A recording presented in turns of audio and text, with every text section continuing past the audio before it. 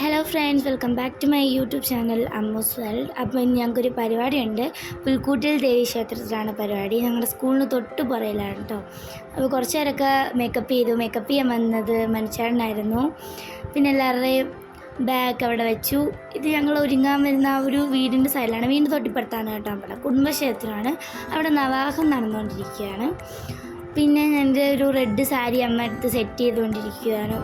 ഡാൻസിനായിട്ടുള്ള കോസ്റ്റ്യൂമാണത്. അപ്പം മേക്കപ്പ് എല്ലാം ചെയ്തു, ഹെഡ്സെറ്റ് എല്ലാം വെച്ചു. പിന്നെ എല്ലാവരും വലിയൊരു വർത്തമാനമൊക്കെ പറഞ്ഞിങ്ങനെ ഇരിക്കുകയാണ്.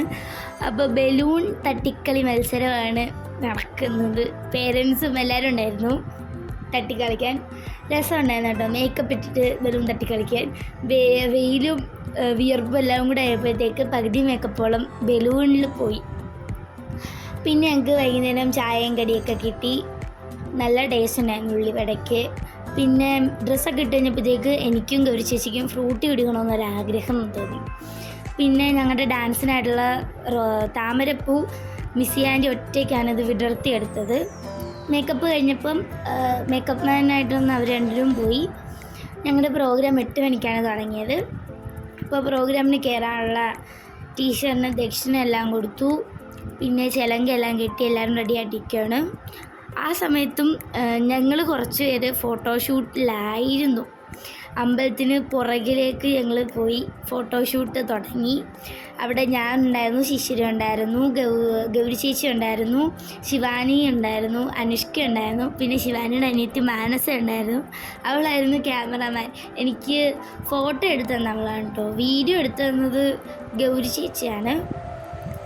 പിന്നെ എല്ലാവരും ഹായ് ഒക്കെ പറഞ്ഞു. അവർക്കൊക്കെ ഭയങ്കര താല്പര്യമായിരുന്നു ഹായ് പറയാൻ.